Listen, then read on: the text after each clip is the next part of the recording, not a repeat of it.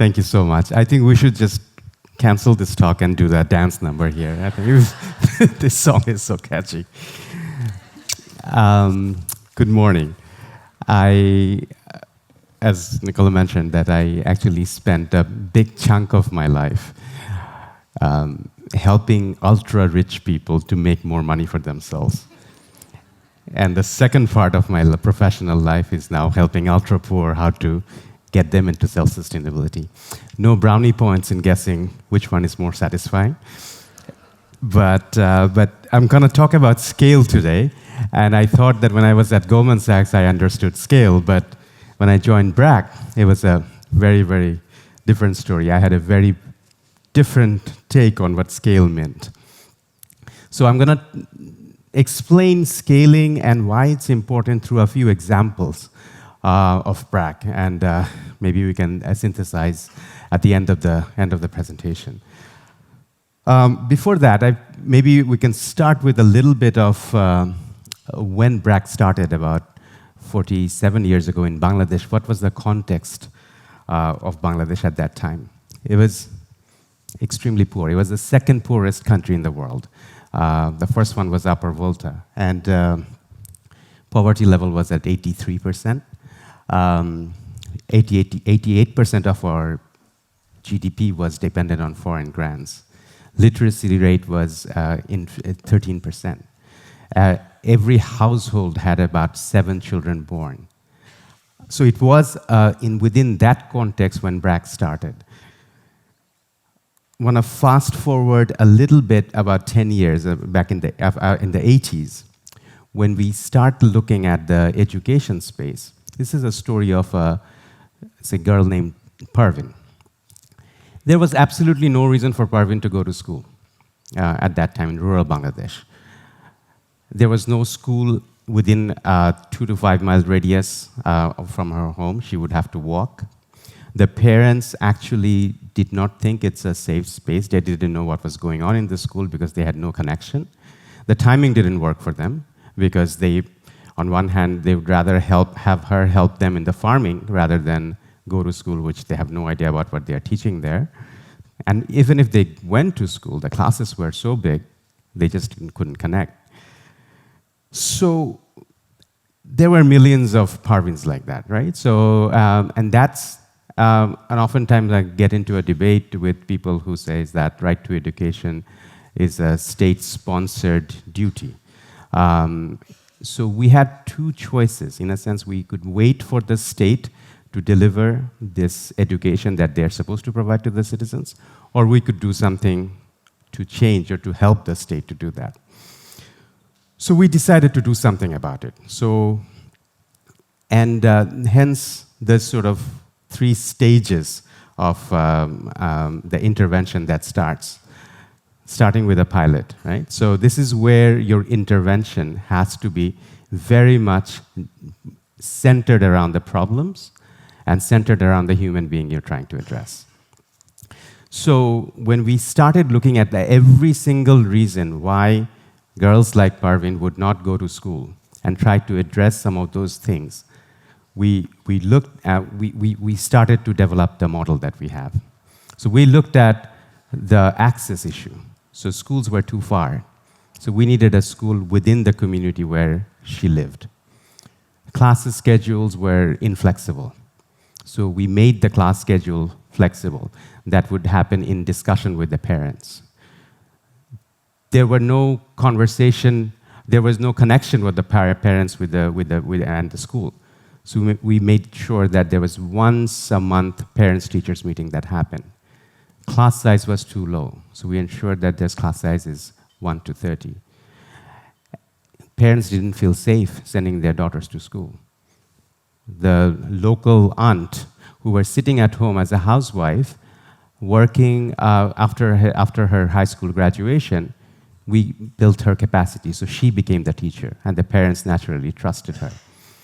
So all of that together, we made this flexible enough, but where we had constant focus was the curriculum, the training, That's where we brought in the best resources from around the world.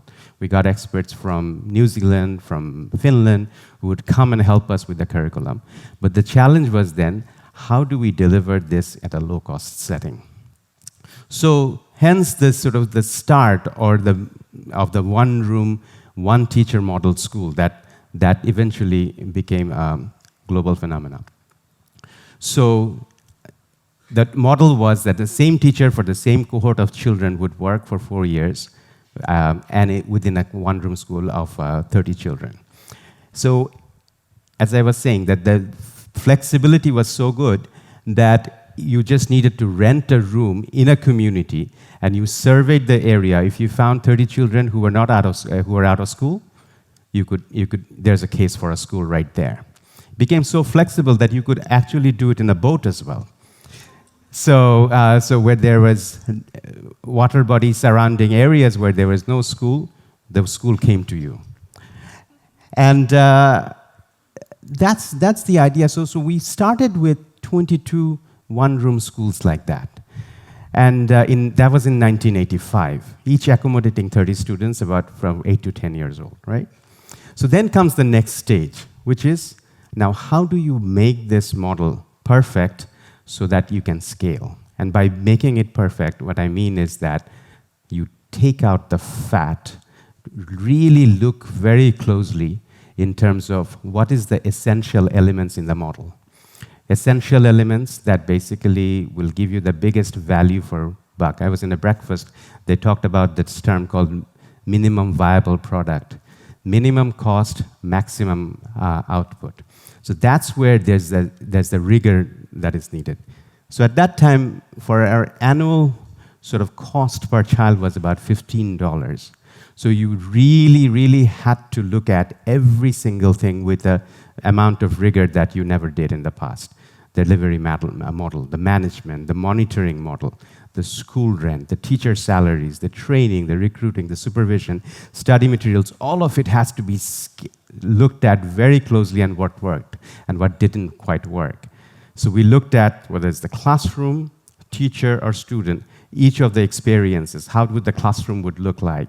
How would the teacher's experience be? Looking at her lessons plan, what were the essential elements in terms of how to help the teachers more, and what were the identifying the problems around, what were the interfering barriers that were hindering the students' learning.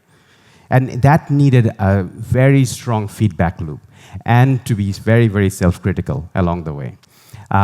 So the data collection that happened around all of this provided us the tool to understand that what is that perfect model that we could scale. So in 1986, then from 22 schools, we ramped up to 176 schools. A year later, we went to 663 schools, and then things just exploded, right?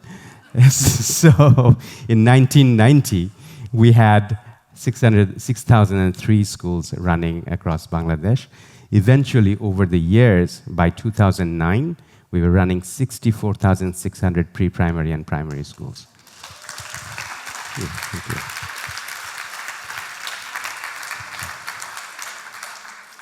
I make it sound very easy. Because I wasn't part of this.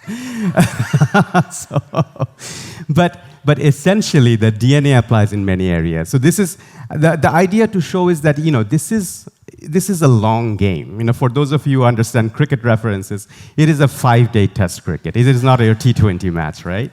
So you really have to think in the long term that you're in it for the long haul, so that you don't lose hope but the smallest little sort of barriers that you have on the way. And throughout this process, of course, one of the big thing that was that, whether our students who graduate, whether this was done in a very non-formal setting, whether they're going to get the government recognition. And when they saw that the quality of the students who were coming out, when the government saw that, and in such a large numbers, then the recognition came. Right? So, and then when the official recognition came, it was a huge, huge boost for all of us that then we are now strengthening the system and we are part of the bigger system. And so just to kind of tell you the story now that, as I was saying, that so far 12 million students actually children have graduated out of BRAC schools now. And that's in Bangladesh has, of course, seen the majority, but then we have expanded outside Bangladesh. We are now in 8 countries, implementing similar models, but in contextualizing in different, because of the different context. So at one point, for every 10 students that was graduating out of primary school, there would be 1 BRAC graduates. And people say that they clearly stood apart because the focus was for us, as I was basically telling, we didn't want to just capture that basic education that the government provided. We actually focused moving away from rote-based learning to more critical thinking and leadership building across as well. So can we translate that in other areas? I mean, just basically, I told you the stories of in the 80s in education because that was going to be most relevant. But what gave us confidence to go in that scale was another story from the late 70s in Bangladesh. So as I was telling that, at Bangladesh at that time, their household birth rate was about 7 children per household. And when we started working around family planning and went to the mothers, they said that I have so many children because I don't have any guarantee that how many would actually survive. So then we thought that before we start tackling on family planning or population control, we need to reduce the child mortality rate. And at that time, the number 1 reason for child mortality in Bangladesh was diarrhea. Experts came out with solutions like, of course, the rebalancing of the electrolyte, right? That the solutions that you can get in a package. But how would you make this package available to that rural Bangladesh where there's hardly access to anything? And so that's where the innovation came in. So we worked with an organization called ICTDRB at that time to figure out how we can replicate the solution that the experts came in the lab to produce the same kind of solution at a household level with the materials that are available in the household. One big challenge was that the measurement has to be exactly right, whatever you mix, and no household had really anything called spoons. So how do you also tackle those challenges? So we came up with this model where with a spoon, a sort of handful of sugar, the molasses that you can get in every single household in Bangladesh, pinch of salt, and half a kg of water will make the oral rehydration solution.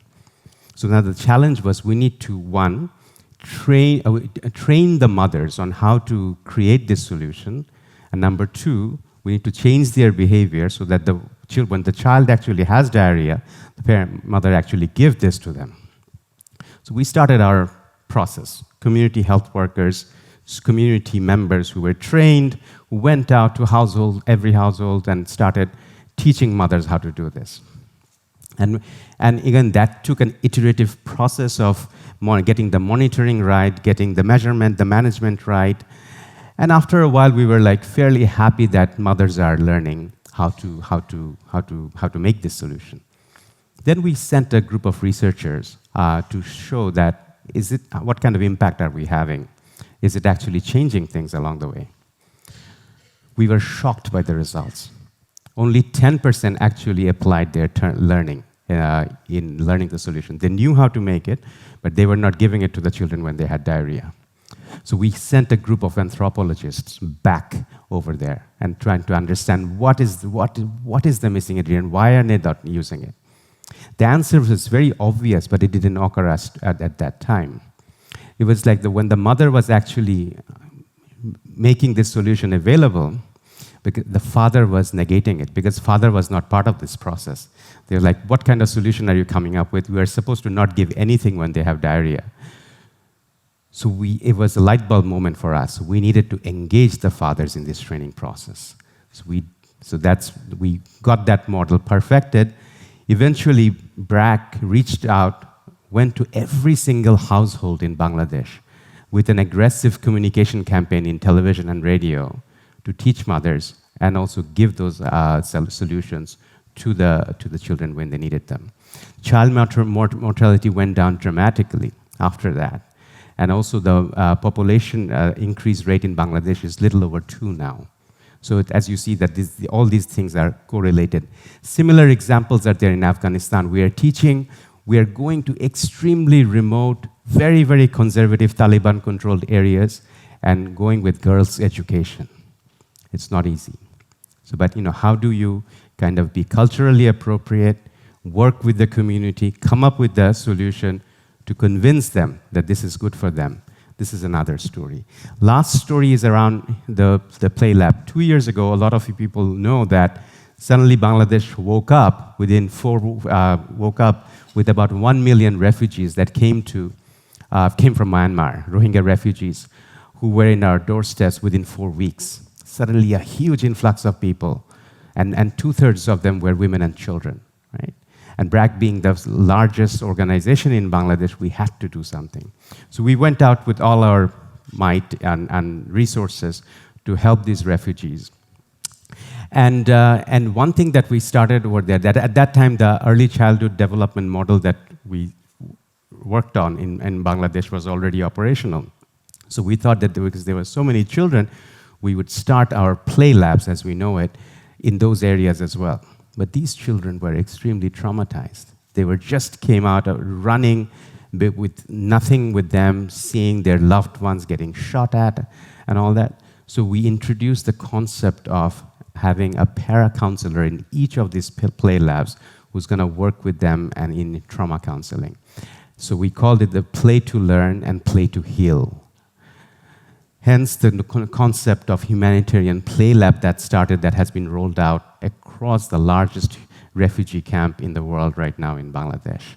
And last year we got the support from Lego Foundation, and the Sesame Street has joined this initiative to scale this model across in conflict-prone refugee camps around the world.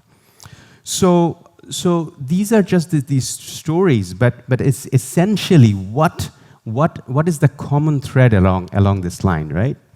I think the first thing is that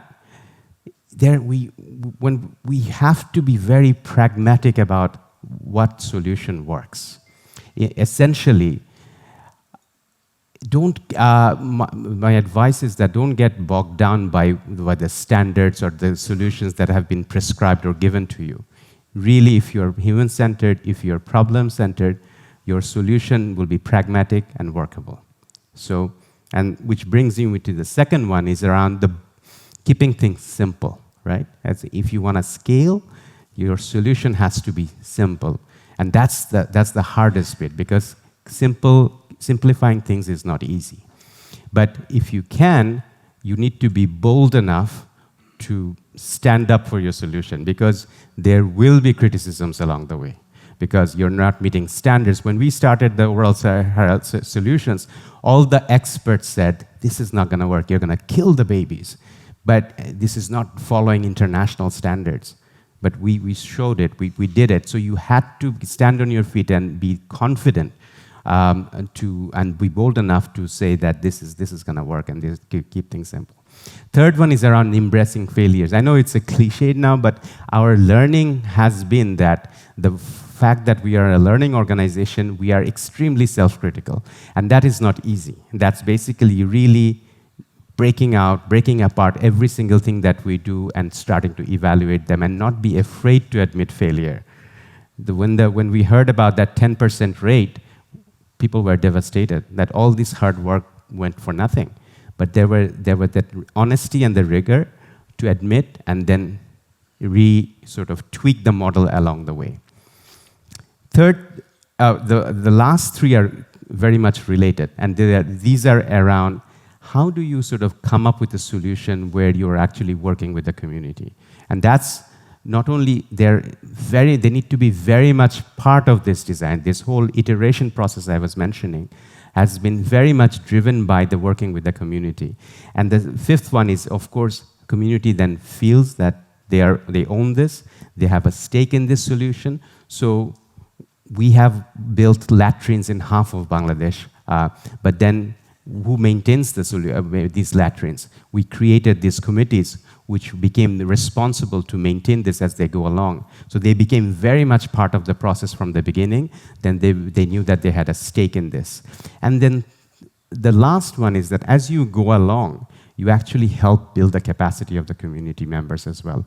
All our interventions, whether it's the community health workers, whether it's the teachers, whether it's the artificial inseminators who actually goes around and helps them, they're very much people within the community who didn't have these skills. They were capacitated, and then basically they went along and did this. So whether BRAC stays or not, it doesn't matter. The skill remains with the community. That's the ultimate sustainability solution that we talk about. So last but not the least is, I say that with all the humility that, thinking big is just not enough, right? Of course, you need to have that big vision, but when the vision meets execution and the science of delivery that we call it, the how part, vision meets how, that's when the real change happens. And of course, as we heard from Sonia's presentation, and there's no sort of one formula to scale. You can scale through direct delivery that like we did in the past. You can scale through impact. You can scale through influence. You can scale through working with the government along the way. So there's no scale is small enough. So I basically give kudos to all of you, because no matter how small the scale that you're working on, ultimately there's every single number are like one human lives changed forever. Thank you very much.